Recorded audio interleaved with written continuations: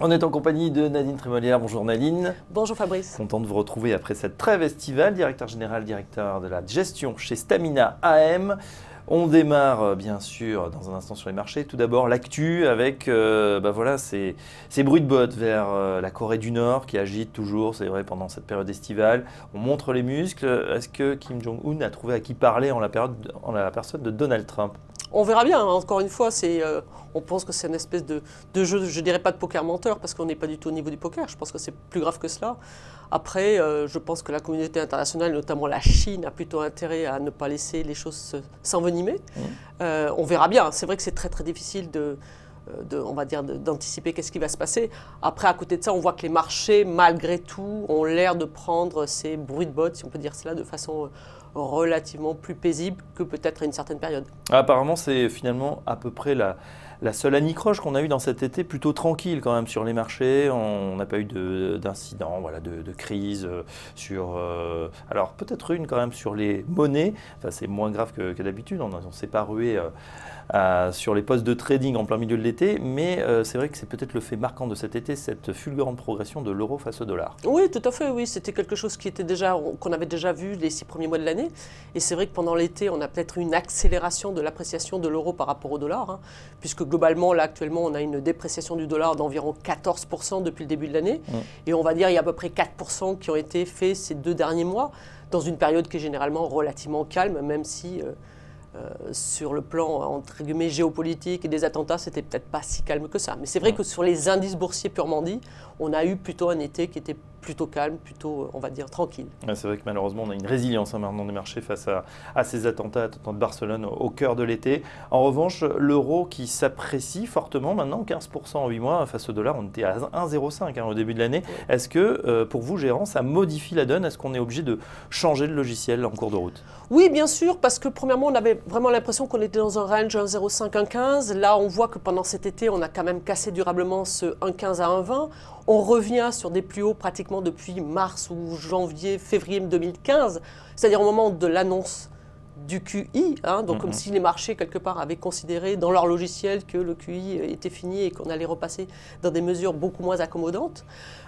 C'est sûr que ça change pour des fonds comme les nôtres, qui sont des fonds internationaux, c'est-à-dire que majoritairement, on est des fonds en euros, mais on a une partie toujours de diversification internationale, soit par les actions américaines, soit par les taux américains, soit par les marchés émergents, et on garde toujours une certaine exposition au dollar. Et c'est vrai que, entre guillemets, par rapport à des fonds qui sont totalement à 100% libellés en euros, on a une perte, on va dire, de performance par rapport à ces fonds qui sont totalement en euros. Donc oui, ça nous oblige à nous réajuster, à essayer de comprendre si quelque part ce mouvement est durable ou si il devrait trouver une fin rapide ou tout au moins un repli. Ouais, les marchés qui pricent justement la fin du quantitative easing, ça c'est nouveau parce que du côté des banquiers centraux, rentré, bon alors à Jackson Hole, il ne s'est pas passé grand-chose, c'était plutôt le camp de vacances cette année.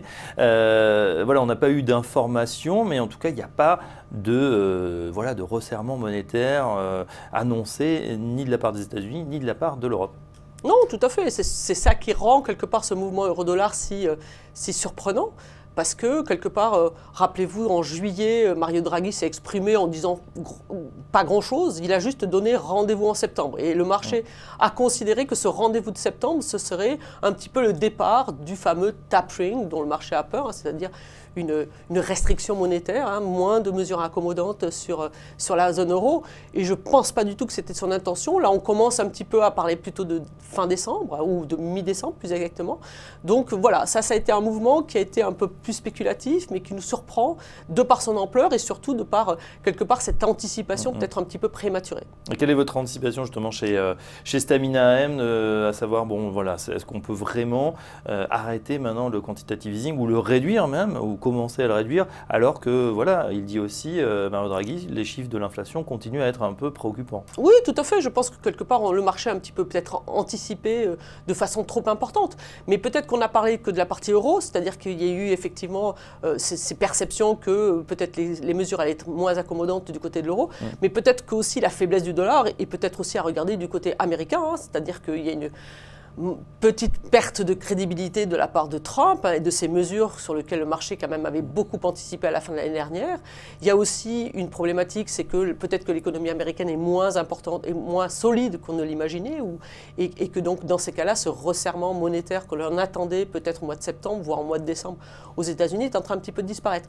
Donc en fait, on voit que les deux économies sont peut-être en train un petit peu de se croiser, mais comme chaque fois dans les marchés, il y a peut-être une réaction peut-être un peu trop importante de cette appréciation de l'euro. Et donc, on a toujours tendance à garder nos actifs américains libellés en dollars, en espérant effectivement que progressivement le marché revienne un peu à la raison. Oui, on va voir la poche allocation dans un instant. Des réformes difficiles à faire passer, c'est vrai, du côté des États-Unis. Donald Trump, toujours vivement critiqué. Certains membres de son état-major qui ont quitté la Maison-Blanche durant cet été. C'est vrai que la rentrée, est-ce qu'elle est justement sous haut risque là aussi pour Donald Trump?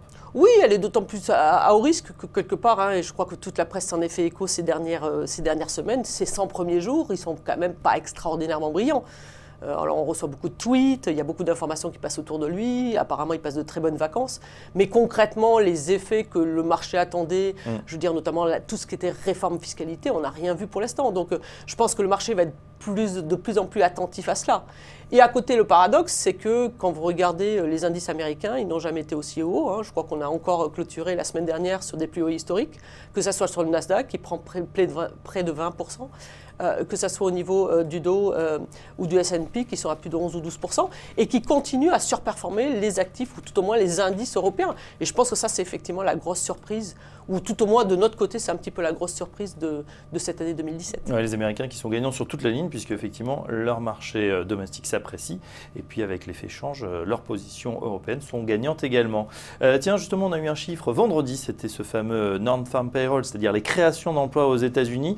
Divergence entre les chiffres qu'on a vus, l'enquête privée, et puis les chiffres officiels, on va dire.